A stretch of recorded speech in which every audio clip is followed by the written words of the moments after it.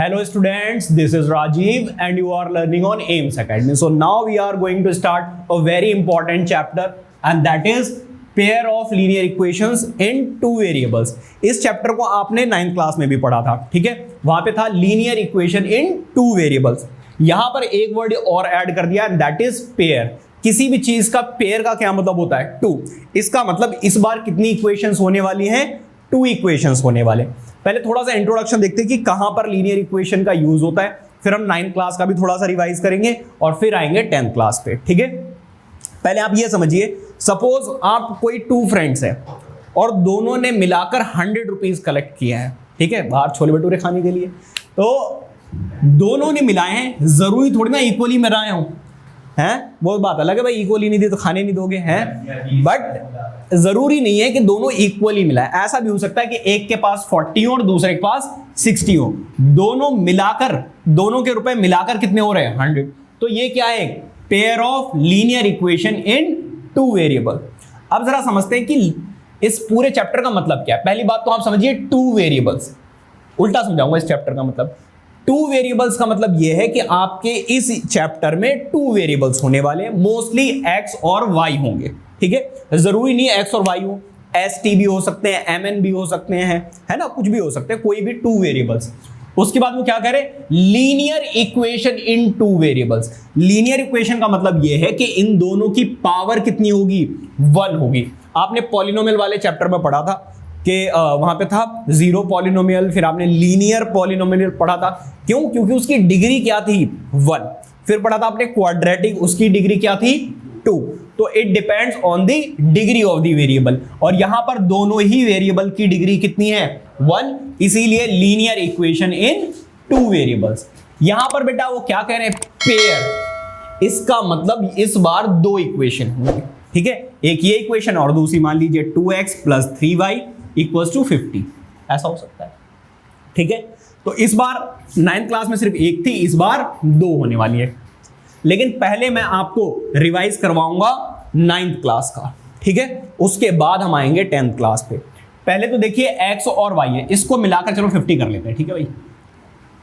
पहले आप समझिए कि ग्राफ में कैसे काम करता है. भाई ये है एक्स एक्सिस. आई होप के सारे बच्चों को अच्छे से ऑलरेडी पता होगा ग्राफ के बारे में, बट स्टिल मैं एक बार और बता देता हूं. ये है 0 1 2 3 4 5. मतलब आप राइट हैंड साइड में जाएंगे तो सारे के सारी पॉजिटिव वैल्यूज मिलेंगी, इसीलिए इसको हम पॉजिटिव एक्स एक्सिस कहते हैं. क्या कहते हैं? Positive x axis.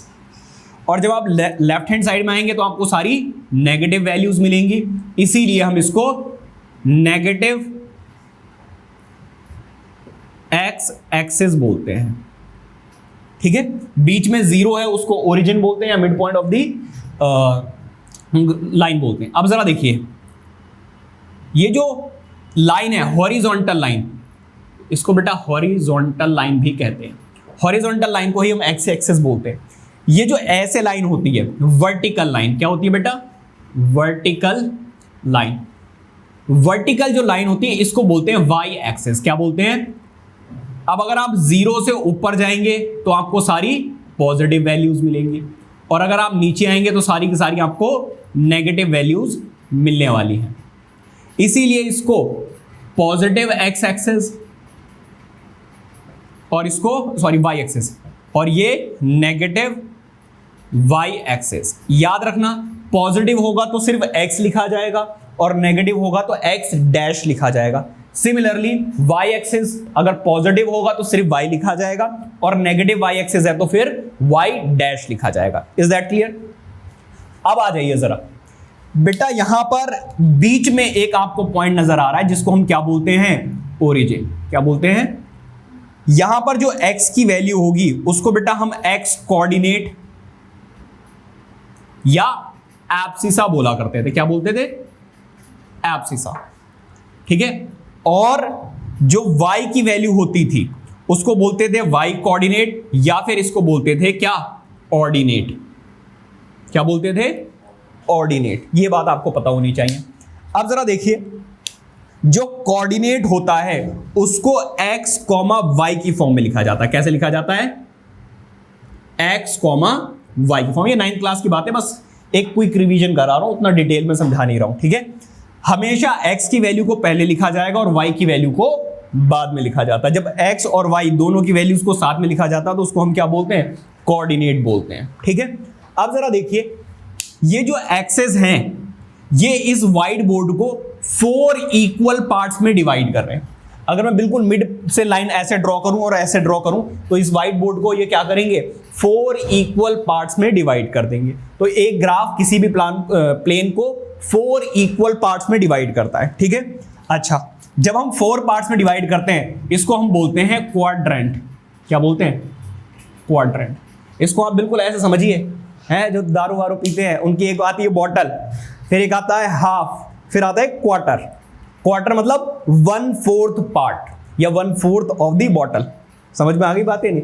इसी तरीके से बेटा ये भी क्या है, क्वार्टर ना करके इसका नाम क्या कर दिया गया, क्वाड्रेंट, ठीक है। भाई पीता नहीं हूं मैं बट पता तो है ही। इसको बोलते हैं बेटा क्या, फर्स्ट क्वाड्रेंट, ठीक है।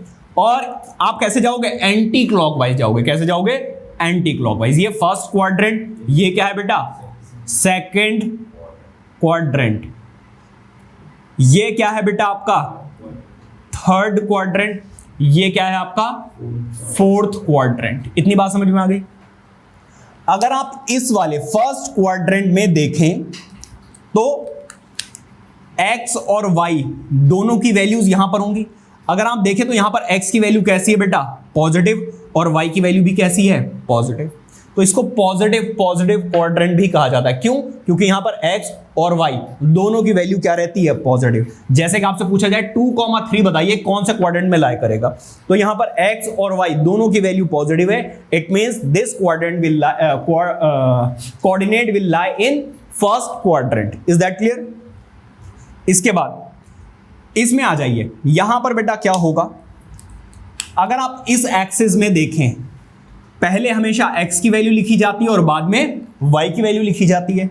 ये x एक्सिस है और यहां पे x की वैल्यू क्या है, नेगेटिव। ये है बेटा y एक्सिस और यहां पर y की वैल्यू क्या है, पॉजिटिव। इसीलिए इसको नेगेटिव पॉजिटिव क्वाड्रेंट भी कहा जाता है। जैसे कि अगर मैं आपसे पूछूं -4,5 बताइए कौन से क्वाड्रेंट में लाई करेगा। इट मींस यहां पर आप देख सकते हो x की वैल्यू नेगेटिव है और y की वैल्यू पॉजिटिव है। It means this quadrant will lie in coordinate बोल रहा हूं, this coordinate will lie in second quadrant. Is that clear.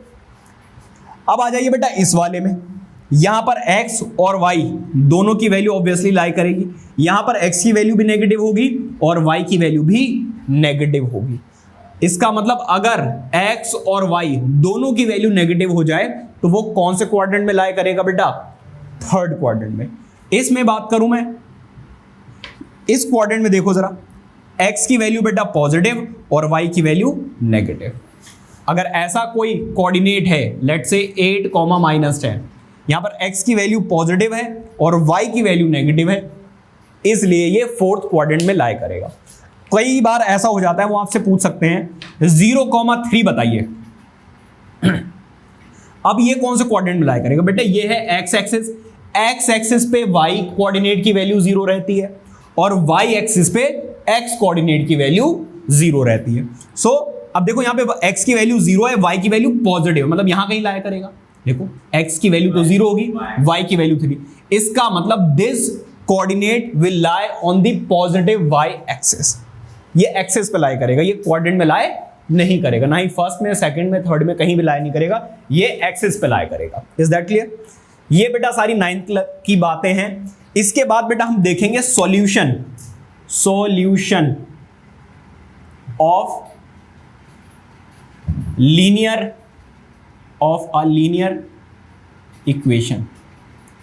Equation in 2 variable. समझ जाइए आगे पूरा।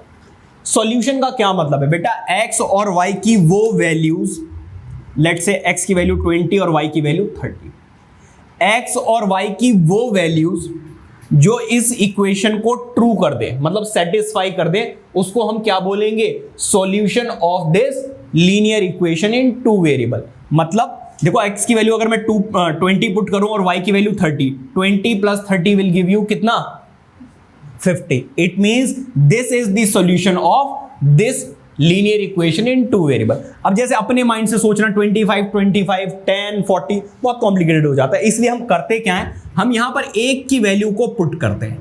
x की वैल्यू मान लीजिए मैंने 20 पुट कर दी, y की वैल्यू अपने आप फाइंड आउट हो जाएगी। कैसे पुट कीजिए जरा, x की value 20 plus y is equal to 50। ये प्लस में है, उधर जाकर माइनस होगा और यहां से y की वैल्यू कितनी आ जाएगी बेटा 30। साथ में हम लोग क्या करते थे, एक ऐसे बॉक्स भी बना लेते थे, यहां पर हम 2 या 3 वैल्यूज निकालते थे, है ना। वो आपके ऊपर डिपेंड करेगा कि कितनी निकालूंगा। अब देखो यहाँ पे नंबर्स बहुत छोटे हैं, ठीक है। पहले चलो सॉल्यूशन निकाल लेते हैं, फिर इसकी वैल्यूज को हम थोड़ा सा चेंज कर देंगे। जैसे 1, 2, 3, 4 है ना, हम इसको 10, 20, 30, 40 कर देंगे तो थोड़ा इजीली हो जाएगा। फिर क्या कर रहा हूं मैं, तो जैसे मैंने आपको बताया, जब मैंने x की वैल्यू 20 पुट की, y की वैल्यू कितनी आई 30।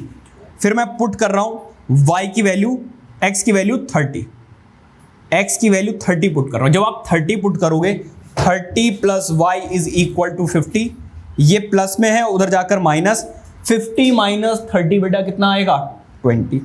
इसका मतलब y की वैल्यू कितनी आ गई 20।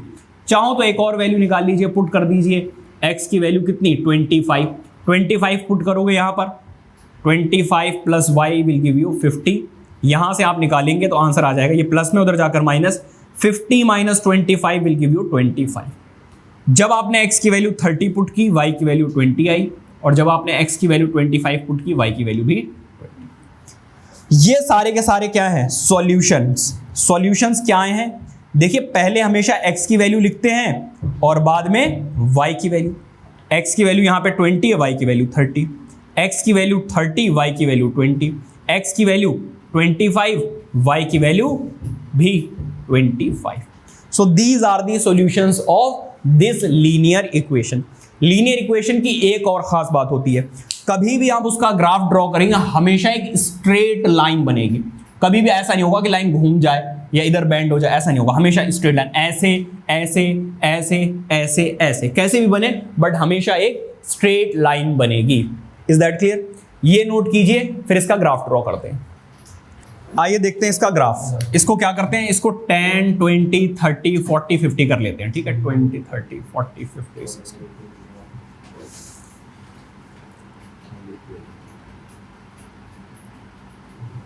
अब आप यहां पे लिखोगे बेटा 1 यूनिट किसके इक्वल है 10, 10 का गैप लिया ना, 1 यूनिट इज इक्वल टू 10।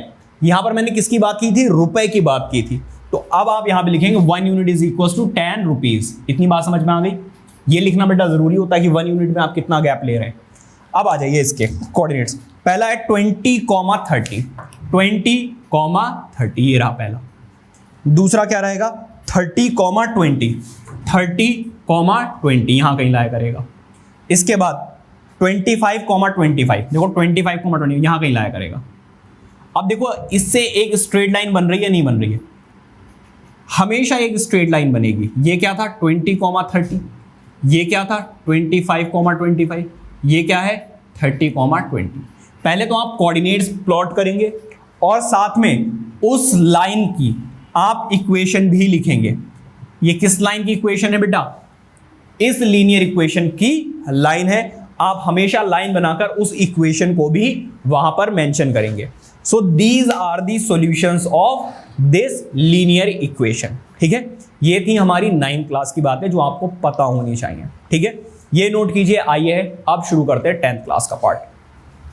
आइए देखते हैं पहले standard form of a linear equation in 2 variables, जो आप लोगों ने 9th क्लास में देखी थी। क्या थी स्टैंडर्ड इक्वेशन?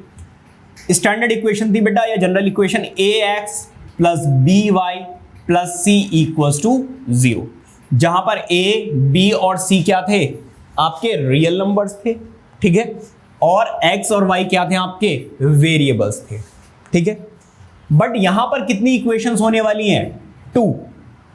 इसका मतलब एक और भी इक्वेशन होगी ab by प्लस c। लेकिन मैथमेटिक्स में ऐसा नहीं हो सकता है कि आप 2 डिफरेंट इक्वेशंस को सेम वेरिएबल और कांस्टेंट से डिनोट कर दो। हाँ, वेरिएबल तो यहां पर सेम रहने वाले हैं, क्यों? क्योंकि x एक्सिस और y एक्सिस तो वही रहने वाले हैं सेम। क्या चेंज हो जाएगा, इसके जो कोफिशिएंट्स हैं वो चेंज हो जाएंगे, क्योंकि ये फर्स्ट इक्वेशन है लीनियर इक्वेशन की, इसलिए मैं इसको फर्स्ट डिनोट कर रहा हूं। ये सेकंड इक्वेशन है लीनियर इक्वेशन की, इसलिए मैं ये फर्स्ट इक्वेशन है, इसलिए मैं इसके कोफिशिएंट्स को या कांस्टेंट को a1, b1 और c1 से डिनोट कर रहा हूं। और जो सेकंड लीनियर इक्वेशन है उसके कोफिशिएंट्स या कांस्टेंट्स को मैं a2, b2 एंड c2 से डिनोट कर रहा हूं। Is that clear? क्या होगा जरा समझिए। अभी हमने ग्राफ ड्रॉ किया था, उसको एक बार फिर से ग्राफ वो ड्रॉ कर लेते हैं। रफ ड्रॉ कर रहा हूं मैं। ये x एक्सिस है, ये y एक्सिस है। अभी मैंने आपको एक चीज बताई थी कि जब आप एक ग्राफ ड्रॉ करते हो तो हमेशा एक स्ट्रेट लाइन बनेगी। मान लीजिए ये फर्स्ट इक्वेशन थी जिसका मैंने ग्राफ ड्रॉ किया तो एक स्ट्रेट लाइन आई, ठीक है।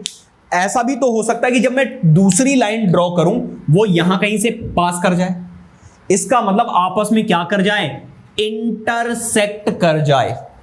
जब आप pair of linear equation in two variable का ग्राफ ड्रॉ करते हैं तो हो सकता है कि टू लाइंस आपस में क्या कर जाएं, इंटरसेक्ट कर जाए। जब इंटरसेक्ट करती हैं तो एक इनके बीच में कॉमन पॉइंट होता है, इसीलिए इसको बोलते हैं यूनिक सॉल्यूशन। सिर्फ एक ही ऐसा पॉइंट होगा जहां पर आपस में ये मीट करेंगे आके, ठीक है। दूसरा केस क्या हो सकता है, आप ये ग्रीन वाली लाइन अब इरेज कर दीजिए।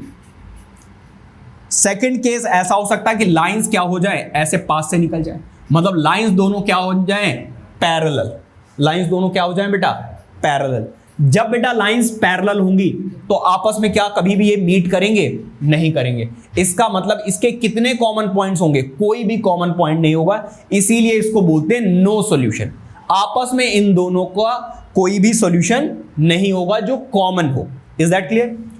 थर्ड केस क्या हो सकता है कि जब आप इसका ग्राफ ड्रॉ करें तो लाइन क्या कर जाएं, ओवरलैप कर जाए। क्या कर जाए बेटा, ओवरलैप। पहले आपने ड्रॉ किया तब भी यहीं से गई, दूसरी लाइन का जब आप ग्राफ ड्रॉ करेंगे तब भी यहीं से जाए।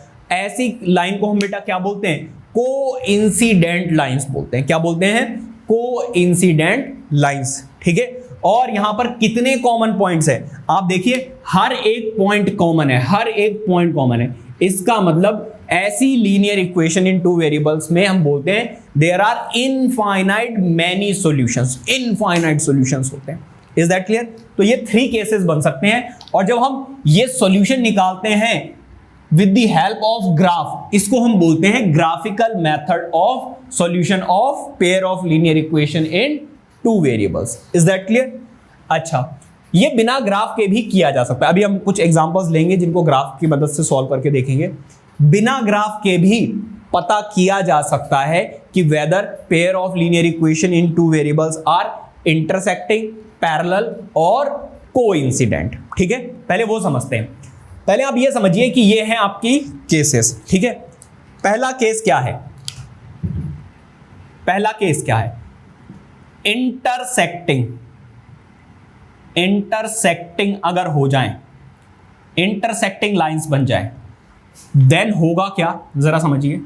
इस केस में होता यह है कि a1 over a2 will not be equals to a2 over b2, a1 over a2, b1 over b2, b1 over b2। इनके जो कोफिशिएंट्स हैं उनका रेशियो कभी भी आपस में इक्वल नहीं होगा। जब इक्वल नहीं होगा तो ये आप समझ जाइए कि लाइंस आपस में क्या करने वाली हैं, इंटरसेक्ट करने वाली हैं। एग्जाम्पल के साथ समझते हैं। मान लीजिए मैंने एक एग्जाम्पल लिया, 2x plus 3y minus 10 equals to 0, और दूसरा ले लिया 5x plus 7y plus 12 equals to 0। यहां पर अगर मैं आपसे पूछूं a1 की वैल्यू बताइए, b1 की वैल्यू बताइए और c1 की वैल्यू बताइए। a1 की वैल्यू, ये फर्स्ट इक्वेशन है, a1 की वैल्यू है 2, b1 की वैल्यू है 3, c1 की वैल्यू है -10। ये है आपकी सेकेंड इक्वेशन।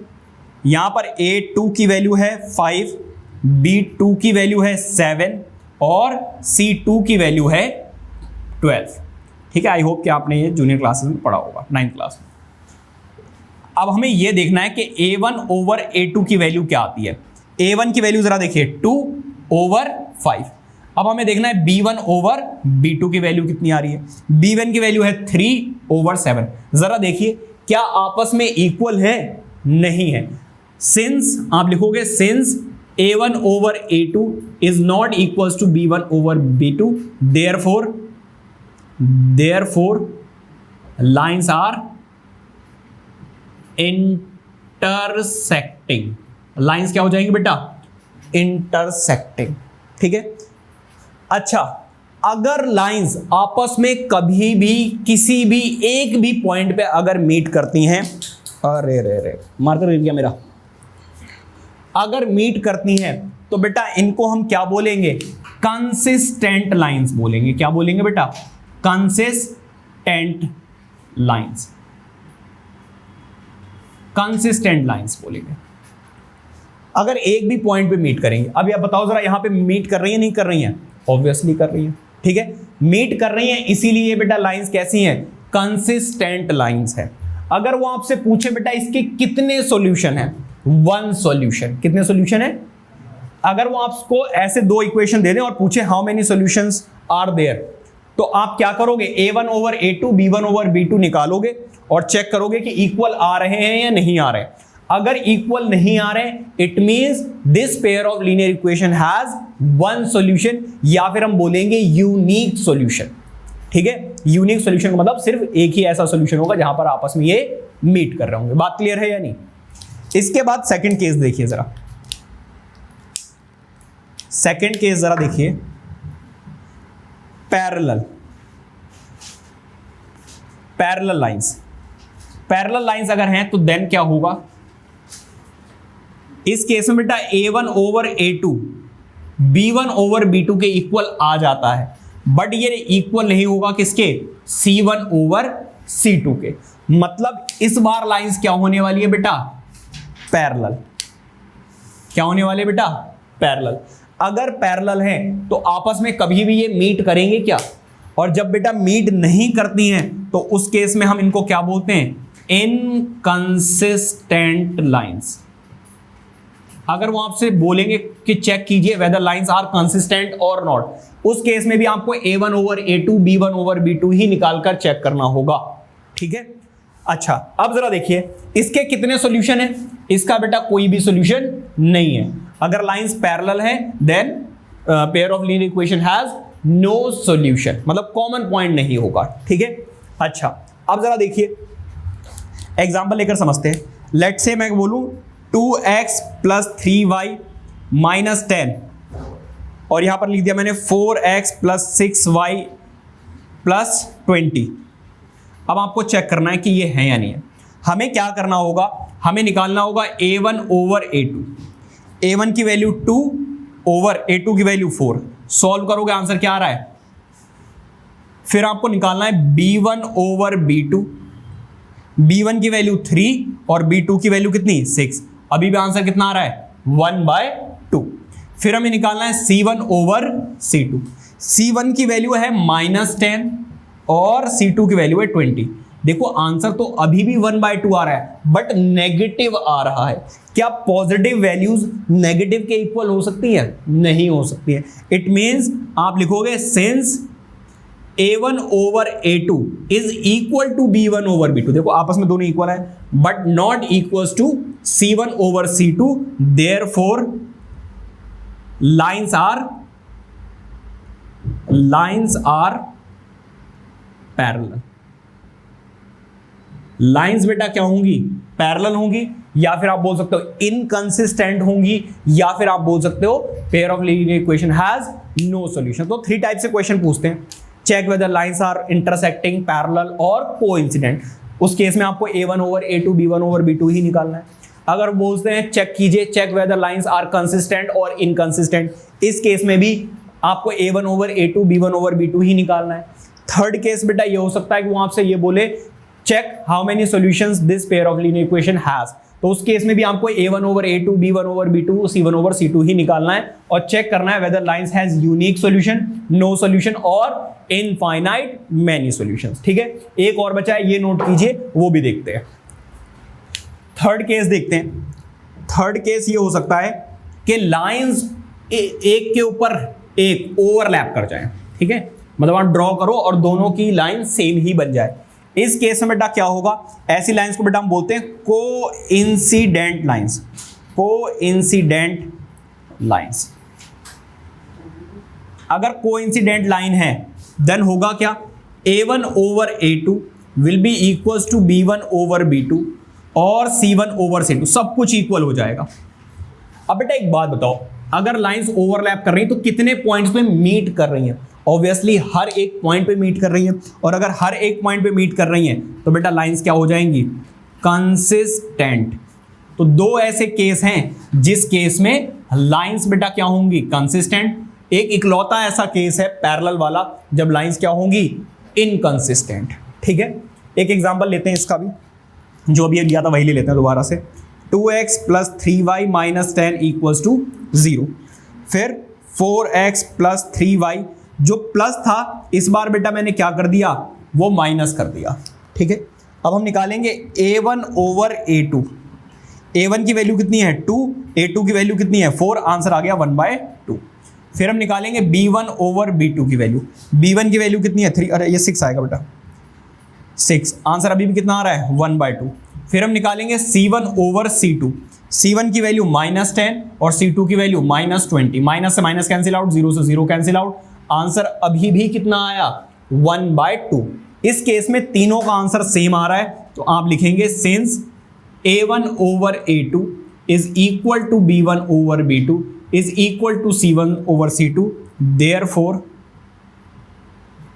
lines are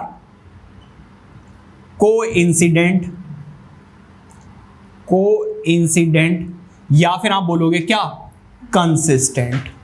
ठीक है, अच्छा इसी चीज को बेटा यूज हम कैसे कर सकते हैं, अगर वो आपसे ये कहते हैं कि यहां पर K है, कोई एक कांस्टेंट मिसिंग रहेगा, और बोल दें लाइंस आर कंसिस्टेंट या फिर कोइंसिडेंट लाइंस, तो इस केस में हमें यह पता होना चाहिए अगर लाइंस कंसिस्टेंट हैं तो A1 over A2, B1 over B2 और C1 ओवर C2 के इक्वल होंगे।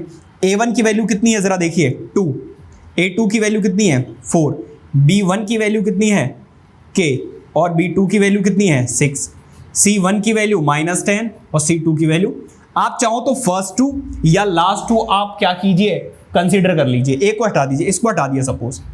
अब आपको इसकी वैल्यू कैलकुलेट करनी है, इसको उधर लेकर आ जाओ।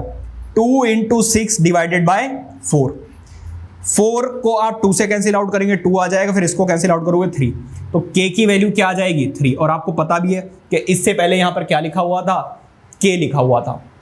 कई बार वो यहाँ पे K+1 कर देंगे, M का स्क्वायर कर देंगे, कुछ ऐसी वैल्यूज कर देंगे कंफ्यूज करने के लिए, वहां पर भी इन चीजों का ही यूज होगा। ठीक है, इस तरीके से आपको क्वेश्चंस करने हैं। आई होप कि ये सबको समझ में आ गया होगा, ये नोट कीजिए। अब हम देखेंगे इसके examples, please note it down. हाँ जी भाई, क्लियर है सब कुछ, बताइए कोई दिक्कत, कोई दुख, कोई दुविधा। एग्जांपल 1 करें, इरेज कर दूं इसको। हाँ जी, हाँ बेटा पेन की अलग से लगेगी फीस, ये बात जब एडमिशन लेते हो तो डिस्कस कर लिया करो कि पेन हम नहीं लाया करें, उसके कितने रुपए लगेंगे।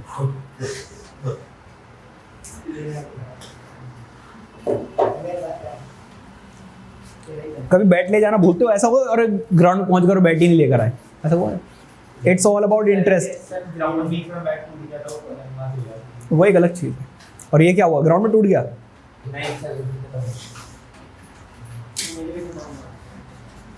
मेरे बैग में हमेशा 2 to 3 ब्लू और 2 to 3 ब्लैक पेन्स रहते थे, मुझे पता कभी भी खत्म हो सकता है। और पेन कोई बहुत महंगी चीज तो है नहीं, इतने को तो मोमोज खा जाते होगे रोज, है ना?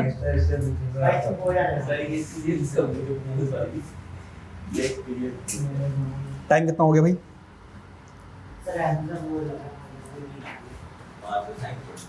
बोर तो बेटा वो बच्चा होता है जिससे कि फुल मार्क्स आते हैं।